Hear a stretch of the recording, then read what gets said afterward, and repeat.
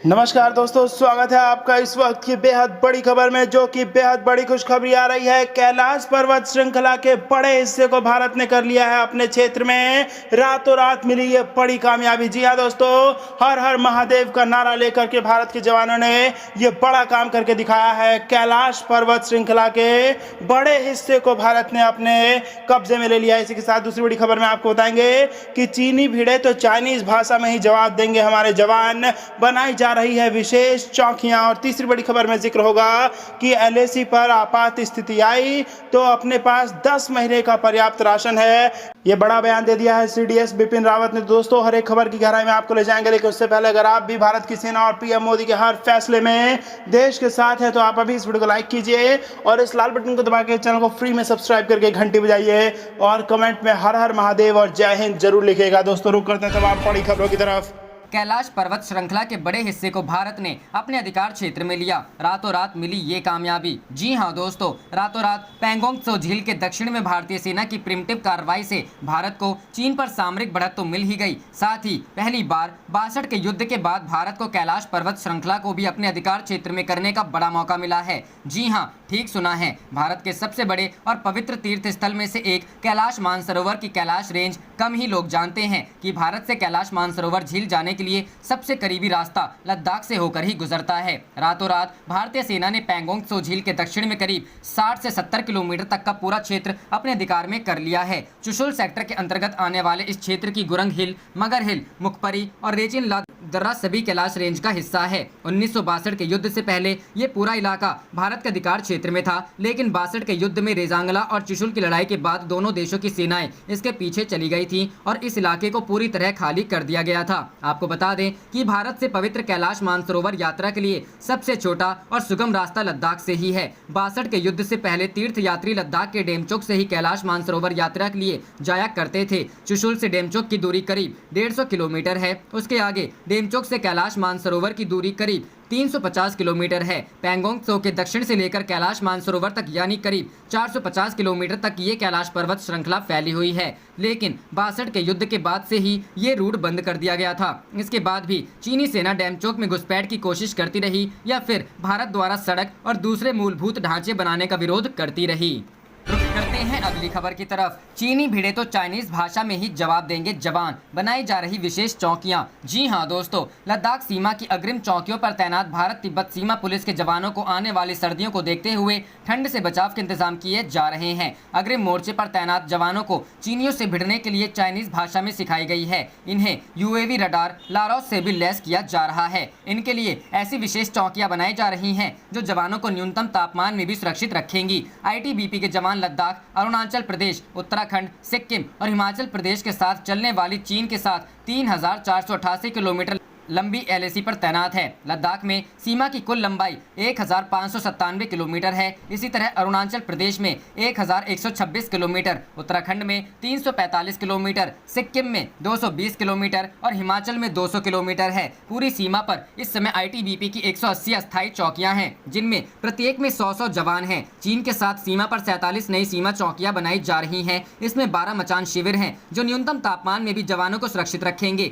नई 47 सीमा चौकियों में से 34 अरुणाचल प्रदेश में बनेंगी, जहां का इलाका बेहद दुर्गम है, जबकि 5 पश्चिमी थिएटर में होंगी। मचान शिविरों में जवानों के लिए राशन, रसद और ठहरने के इंतजाम किए जा रहे हैं। लद्दाख में पैंगोंग झील, गलवान घाटी, गोगरा और डेपसांग मैदानों के बीच अग्रिम चौकियों पर तैनात आईटीबीपी ने निगरानी के लिए हाईटेक कैमरे लगाने की मांग की थी, ताकि चीनी क्षेत्र के अंदर 25 से 30 किलोमीटर तक देखा जा सके। उच्च ऊंचाई पर सेंसर प्रणाली से लंबी दूरी तक दिन रात निगरानी की जा सकती है। यह दिन और रात के साथ साथ खराब मौसम के दौरान मानव के साथ साथ वाहनों की गतिविधियों का भी पता लगाकर ट्रैक कर सकता है। केंद्र सरकार ने मानव रहित हवाई वाहनों, उन्नत लंबी दूरी की टोही और अवलोकन प्रणालियों, रडार, ऑल टेरेन वाहनों और स्नो स्कूटरों के लिए भारत तिब्बत सीमा पुलिस के प्रस्ताव को मंजूरी दे दी है। अधिकारियों ने कहा कि यह मंजूरी भारत चीन सीमा पर तैनात केंद्रीय बल को निगरानी उपकरणों और गैजेट से लैस करने की योजना का हिस्सा है। गृह मंत्रालय के एक अधिकारी ने कहा कि सीमा पर तैनात जवानों ने अस्थायी सीमा चौकियों की दूरी कम करने और मचान शिविरों के निर्माण की मांग की थी,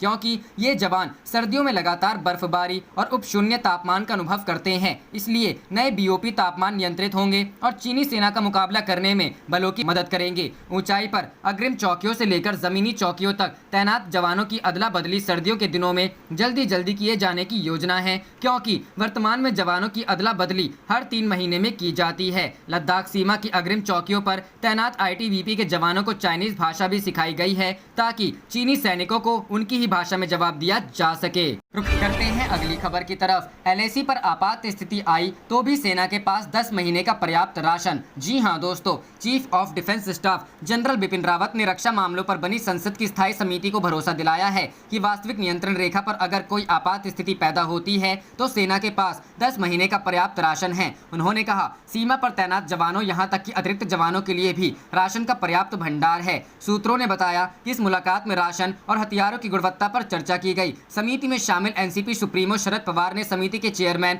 जोआल ओराम से कहा कि एलएसी पर मौजूदा हालात के बारे में सदस्यों को रूबरू कराया जाए। वहीं कांग्रेस नेता राहुल गांधी ने सैन्य अधिकारियों और जवानों के खान पान की गुणवत्ता पर सवाल उठाया। उन्होंने कहा, सीनियरों की तरह ही जवानों को भी ब्रेड क्यों नहीं दिया जाता है, जवानों को घटिया खाना दिए जाने की बकवास वही। समिति के एक और सदस्य लेफ्टिनेंट जनरल डीपी वत्स ने कहा, कांग्रेस जानबूझकर संसद की ओर से पुष्टि किए जाने से पहले ही बैठक में हुई चर्चा का ब्यौरा लीक कर देती है। पहली बार समिति की बैठक में हिस्सा लेने के लिए मैं राहुल गांधी का स्वागत करता हूं। राज्यसभा सांसद वत्स ने कहा, सैन्य कर्मचारियों को दिए जाने वाले खाने में अंतर इसलिए होता है कि हमारी सेना अभी भी ब्रिटिश सेना के पद चिन्हों पर चल रही है। आजाद भारत से पहले के दौर में ब्रिटिश ब्रेड खाते थे और उस वक्त वे सेना में शीर्ष पदों पर थे और इसके बाद यह सिलसिला कायम रहा। सेना के जवानों को घटिया खाने की बात पूरी तरह से बकवास है। उन्होंने एलएसी पर हिंसा के बारे में कहा, सीमा पर अस्थायी तौर पर ऐसे मुद्दे आते रहते हैं, हमारी सेना फायदेमंद स्थिति में है। करते हैं अगली खबर की तरफ। अरुणाचल प्रदेश के सीएम ने 5 युवकों की रिहाई पर सेना और मोदी सरकार को कहा शुक्रिया। जी हां दोस्तों, मुख्यमंत्री पेमा खांडू ने चीन से 5 युवाओं की सुरक्षित रिहाई के लिए सेना और केंद्र सरकार का शुक्रिया अदा किया है। उन्होंने ट्वीट किया, यह जानकर खुशी हुई कि चीनी सेना ने अरुणाचल के हमारे 5 युवकों को भारतीय सेना के हवाले कर दिया है। मैं उनकी सुरक्षित रिहाई के लिए केंद्र सरकार और भारतीय सेना का तहे दिल से शुक्रिया अदा करता हूँ। यह घटनाक्रम ऐसे वक्त हुआ है जब पूर्वी लद्दाख में काफी समय से भारत और चीन के बीच गतिरोध चल रहा है। जिलों के नाचो इलाके के ग्रामीण युवक 2 सितंबर को जंगल में शिकार करने गए थे। उन्हें सेरा 7 से चीनी सैनिक कथित तौर पर ले गए। सेरा 7 सेना की गश्ती क्षेत्र है जो नाचो के उत्तर में 12 किलोमीटर की दूरी पर स्थित है। ये युवक भारतीय सेना के लिए माल ढुलाई का काम करते थे। उनके परिजनों ने लापता होने के बारे में सोशल मीडिया पर आवाज उठाई थी। बता दें कि भारत और चीन के बीच लद्दाख स्थित एलएसी पर पिछले 4 महीनों से तनाव जारी है। हालांकि इस बीच चीन की पीपुल्स लिबरेशन आर्मी ने अरुणाचल प्रदेश स्थित एलएसी से अगवा किए गए भारतीय युवकों को लौटा दिया है। इससे कुछ देर पहले ही चीनी मीडिया ने भारत के खिलाफ बेबुनियाद आरोप लगाते हुए अगवा भारतीयों को जासूस करार दे दिया था। ग्लोबल टाइम्स के संपादक हु शिजिन ने कहा था कि अरुणाचल प्रदेश से जो 5 अरुणाचल प्रदेश के युवक कथित तौर पर अगवा किए गए थे, वे असल में भारत के जासूस थे जो खुद शिकारी के वेश में घूम रहे थे। वे एलएसी पार कर चीन के तिब्बत स्थित स्नान फिक्रेचर के बारे में जानकारी इकट्ठा कर रहे थे। उन्हें चीनी सेना ने पकड़ लिया और अब चेतावनी देने के बाद उन्हें जल्द ही छोड़ दिया जाएगा।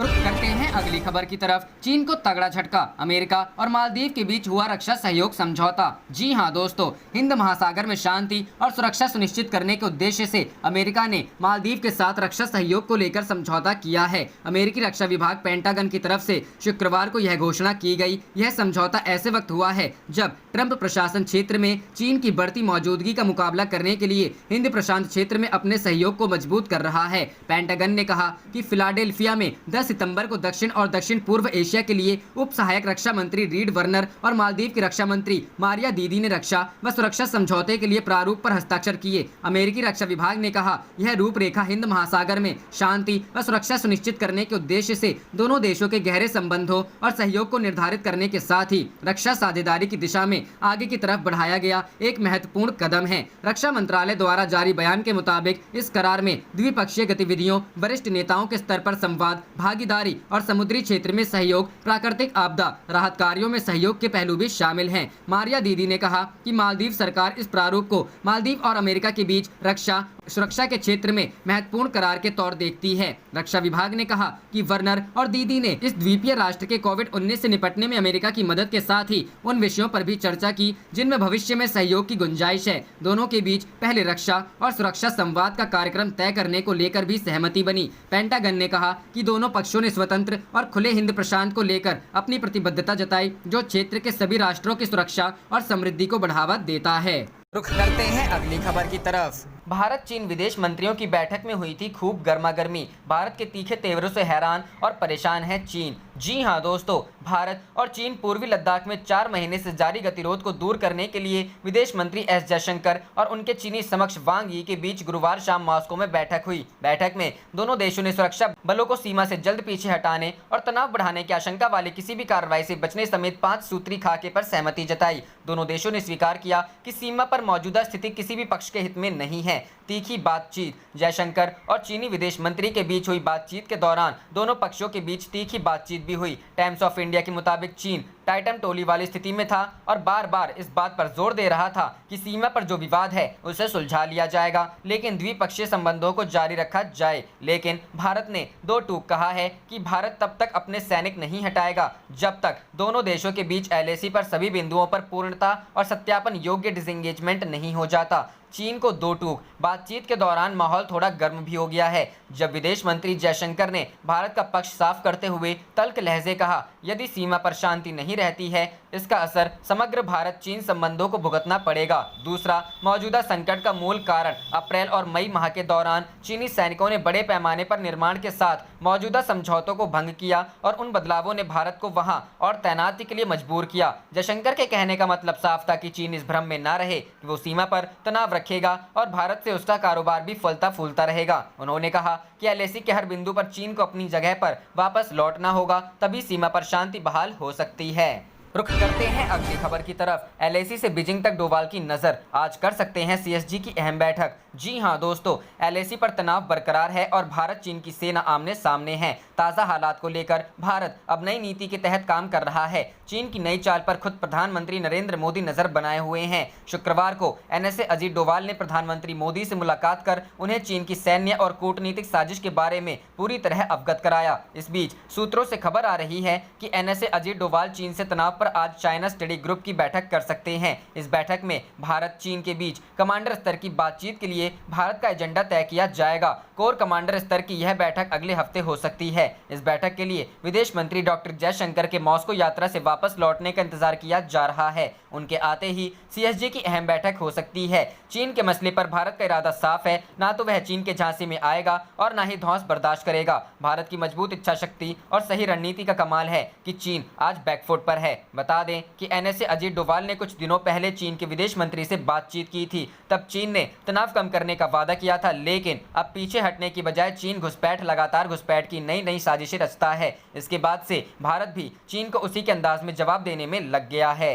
रुख करते हैं अगली खबर की तरफ। भारत के साथ जारी विवाद को लेकर US ने दी चीन को नसीहत, कही ये बात। जी हां दोस्तों, भारत चीन सीमा पर उत्पन्न स्थिति पर चिंता जाहिर करते हुए अमेरिका के एक शीर्ष सांसद ने शुक्रवार को कहा कि विवादों को शांतिपूर्वक ढंग से सुलझाने के लिए चीन को अपने पड़ोसियों के साथ काम करना चाहिए और अंतर्राष्ट्रीय कानून का सम्मान करना चाहिए। अमेरिकी कांग्रेस के भारतीय मूल के सदस्य एमी बेरा ने कहा, भारत चीन सीमा पर बढ़ती शत्रुता के कारण मैं चिंतित हूं और दोनों देशों से आग्रह करता हूं कि वे मौजूदा स्थिति को सामान्य करने के लिए अपने कूटनीतिक तंत्र का इस्तेमाल करें। उन्होंने ट्वीट किया कि वास्तविक नियंत्रण रेखा के दोनों तरफ बढ़ती सैन्य मौजूदगी प्रतिकूल और बेकार है। सांसद ने कहा, दक्षिण चीन सागर से लेकर वास्तविक नियंत्रण रेखा तक चीन की उकसावे वाली कार्रवाई को लेकर मैं चिंतित रहता हूं। बेरा ने दोहराया, विवादों का शांतिपूर्वक समाधान निकालने के लिए चीन को पड़ोसियों के साथ काम करना चाहिए और अंतर्राष्ट्रीय कानून का सम्मान करना चाहिए। भारत और चीन की सेनाओं के बीच इस साल मई से ही पूर्वी लद्दाख समेत वास्तविक नियंत्रण रेखा से लगने वाली विभिन्न स्थानों पर गतिरोध है। पिछले 45 साल में पहली बार वास्तविक नियंत्रण रेखा पर गोली चली है और दोनों पक्ष एक दूसरे पर हवा में गोली चलाने का आरोप लगा रहे हैं। करते हैं अगली खबर की तरफ। अरुणाचल प्रदेश अपनी जमीन पर लौटे पांचों भारतीय चीन ने किया आजाद। जी हां दोस्तों, अरुणाचल प्रदेश के ऊपरी सुबनसिरी में राह भटककर चीन की सीमा में चले गए 5 भारतीय नागरिक वतन लौट आए हैं। चीनी सैनिकों ने अरुणाचल प्रदेश के किबितू में इन 5 नागरिकों को भारतीय सैनिकों को सौंप दिया है। सेना के मुताबिक अब इन 14 लोगों को कोरोना गाइडलाइंस के मुताबिक 14 दिनों के क्वारंटीन किया जाएगा। इसके बाद इन्हें इनके परिवार को सौंपा जाएगा। अरुणाचल प्रदेश के अपर सुबनसिरी जिले से 4 सितंबर को 5 भारतीय गलती से LAC पार कर चीन की ओर चले गए थे। इन युवकों के नाम हैं तोज सिंगकम, प्रसाद रिंगलिंग, डोंगटू इबिया, तनु बाकर और नगारू डिरी। बता दें कि 5 सितंबर को अरुणाचल प्रदेश से कांग्रेस विधायक निनोंग एरिंग ने दावा किया था कि अरुणाचल प्रदेश के ऊपरी सुबनसिरी जिले के 5 लोगों का कथित तौर पर चीन की पीपुल्स लिबरेशन आर्मी ने अपहरण कर लिया गया है। रिपोर्ट के मुताबिक ये 5 लोग मछली पकड़ने के दौरान सीमा भटक गए थे। इस मामले को केंद्रीय मंत्री किरण रिजिजू ने गंभीरता से केंद्र के सामने उठाया था। इंडियन आर्मी ने एक बयान जारी कर कहा है कि सारी औपचारिकताएं पूरी करने के बाद सभी 5 लोगों को किबतू में सेना ने रिसीव किया। इन सभी को कोरोना प्रोटोकॉल के मुताबिक 14 दिनों तक क्वारंटीन किया जाएगा। इसके बाद इन्हें इनके परिवार वालों को सौंप दिया जाएगा। सेना ने कहा है कि वो अपने मूल्यों के मुताबिक पूर्वोत्तर के लोगों की सुरक्षा के लिए लगातार जुटी रही। बता दें कि भारत और चीन की सीमा के बीच कई ऐसे इलाके हैं जहां सीमा रेखा स्पष्ट नहीं है। इस वजह से दोनों देशों के नागरिक भूलवश एक दूसरे की सीमा में प्रवेश करते हैं। हाल ही में सिक्किम में चीन के 3 नागरिक रास्ता भटककर भारतीय सीमा में आ गए थे। भारतीय सेना ने चीन के इन नागरिकों को तुरंत वापस भेज दिया था। रुक करते हैं अगली खबर की तरफ। चीन की महिला वीरोलॉजिस्ट ने किया खुलासा, मानव निर्मित है कोरोना वायरस, मेरे पास ठोस सबूत। जी हां दोस्तों, कोरोना वायरस कैसे पैदा हुआ और कहां से आया, इसे लेकर चीन पर लगातार सवाल उठते आ रहे हैं। अमेरिका से लेकर यूरोप के कई देश इस खतरनाक वायरस की उत्पत्ति के लिए चीन को जिम्मेदार ठहरा रहे हैं। इसी क्रम में अब खुद चीन की महिला वायरोलॉजिस्ट ली मेंग यान ने चीन को मानव निर्मित बताते हुए चीनी सरकार पर आरोप लगाए हैं। यान ने कहा है कि चीन ने ही इस वायरस को जन्म दिया था। वायरोलॉजिस्ट ली मेंग यानी चीनी सरकार की धमकी के बाद अमेरिका में आकर रह रही हैं। कोरोना वायरस के मानव निर्मित होने का दावा किया है। उन्होंने कहा है कि उनके पास कोरोना वायरस को मानव निर्मित साबित करने के लिए पर्याप्त सबूत है, जिसे वह जल्द पेश करेंगी। कोरोना वुहान के मीट मार्केट से नहीं आया है, क्योंकि यह मीट मार्केट एक स्मोक स्क्रीन है, जबकि यह वायरस प्रकृति की देन नहीं है। यह खतरनाक वायरस वुहान के लैब से आया है और यह मानव निर्मित है। इस वायरस का जीनोम अनुक्रम एक मानव फिंगरप्रिंट की तरह है और इसके आधार पर ही वे साबित कर देंगी कि यह एक मानव निर्मित वायरस है। चीन की महिला वायरोलॉजिस्ट ने कहा कि इस दौरान उन्होंने चीन सरकार पर गंभीर आरोप लगाते हुए कहा कि धमकी के बाद मैं हांगकांग छोड़कर अमेरिका चली गई, लेकिन मेरी सारी निजी जानकारी सरकारी डेटाबेस से मिटा दी गई और मेरे साथियों से मेरे बारे में अफवाह फैलाने के लिए कहा गया। उन्होंने ये भी कहा कि सरकार मुझे झूठा साबित करने के लिए तरह तरह के हथकंडे अपना रही है और हत्या करने तक का आरोप लगा रही है, लेकिन मैं अपने लक्ष्य से पीछे हटने वाली नहीं हूँ। कोरोना की उत्पत्ति को लेकर शुरुआत से ही दुनिया के सभी देश चीन को जिम्मेदार ठहराते आ रहे हैं। हालांकि चीन इससे साफ इनकार करता आया है, लेकिन चीनी वैज्ञानिक का ये दावा निश्चित तौर आने वाले दिनों में चीन की मुश्किलें बढ़ा सकता है। मुमकिन है कि अमेरिका चीन पर कड़ी कार्रवाई करने के लिए जल्द ही योजना बना ले और डॉक्टर यान को आधार बनाकर चीन को वैश्विक रूप से घेरने की तैयारी कर ले। रुख करते हैं अगली खबर की तरफ। भारत चीन तनाव के बीच जनरल रावत बोले, सेनाएं किसी भी स्थिति के लिए तैयार। जी हां दोस्तों, भारत और चीन के बीच LAC पर बढ़ते तनाव के बीच chief of defence staff general Bipin Rawat ने कहा है कि देश के सशस्त्र बल किसी भी स्थिति का सामना करने के लिए तैयार हैं। रक्षा मामलों की संसदीय समिति के सामने पेश होते हुए CDS ने यह बात कही। गौरतलब है कि चीनी सैनिकों के उकसाने वाले कदम के चलते LAC के आसपास इस समय तनाव की स्थिति है। कांग्रेस के पूर्व अध्यक्ष और सांसद राहुल गांधी ने लोकसभा के इस सेशन में पहली बार बैठक में हिस्सा लिया। गौरतलब है कि चीन के साथ सीमा विवाद को लेकर राहुल इस समय मोदी सरकार के खिलाफ आक्रामक रुख अख्तियार किए हुए हैं। जनरल रावत ने समिति को बताया कि LAC के आसपास यथास्थिति में बदलाव के चीन के किसी भी कदम को रोकने के लिए सेना ने पर्याप्त कदम उठाए हैं। उन्होंने कहा कि हमारे जवान सजग हैं और वे सीमा पर किए जाने वाले किसी भी दुस्साहस का मुंहतोड़ जवाब देंगे। जनरल रावत ने इस माह की शुरुआत में US India strategic partnership forum के दौरान भी इसी तरह के विचार जताए थे। रूस के मॉस्को शहर में गुरुवार को भारत और चीन के विदेश मंत्रियों के बीच बैठक हुई थी। रुक करते हैं अगली खबर की तरफ। चीन विवाद पर राजनाथ ने 2 घंटे तक किया मंथन, जल्द हो सकती है कॉर्प्स कमांडर लेवल की बात। जी हां दोस्तों, भारत और चीन के बीच सीमा पर जारी विवाद से इतर शुक्रवार को रक्षा मंत्री राजनाथ सिंह ने दिल्ली में अहम बैठक की। इस बैठक में chief of defence staff Bipin Rawat के अलावा तीनों सेनाओं के प्रमुख मौजूद रहे। इस दौरान लद्दाख सीमा पर मौजूदा हालात और आगे की रणनीति पर मंथन किया गया। शुक्रवार को हुई ये बैठक करीब 2 घंटे तक चली, जिसमें विदेश मंत्रियों की मुलाकात के बाद किस तरह बातचीत को आगे बढ़ाना है, इस पर मंथन हुआ। साथ ही अब उम्मीद जताई जा रही है कि अगले या 1 या 2 दिनों में लद्दाख सीमा पर कॉर्प्स कमांडर लेवल की बातचीत हो सकती है। इस दौरान चर्चा में राष्ट्रीय सुरक्षा सलाहकार अजीत डोभाल भी शामिल हुए, जो चीन के साथ बॉर्डर विवाद पर चर्चा के लिए भारत के विशेष प्रतिनिधि भी हैं। विदेश मंत्री एस जयशंकर ने गुरुवार को ही रूस के मॉस्को में चीनी विदेश मंत्री वांग यी से मुलाकात की थी। दोनों देशों की ओर से जारी साझा बयान में बातचीत के जरिए टेंशन को कम करने, सैनिकों की संख्या घटाने और मिलिट्री डिप्लोमेटिक चैनल को खुला रखने की बात कही गई है। गौरतलब है कि 29-30 अगस्त के बाद से चीन ने कई बार बॉर्डर पर घुसपैठ की कोशिश की है, जिसके बाद हालात बिगड़े हैं। हालांकि इस दौरान भारतीय सेना ने कई पहाड़ियों पर अपना कब्जा कर लिया है और अब फिंगर 4 तक पहुंच बना ली है।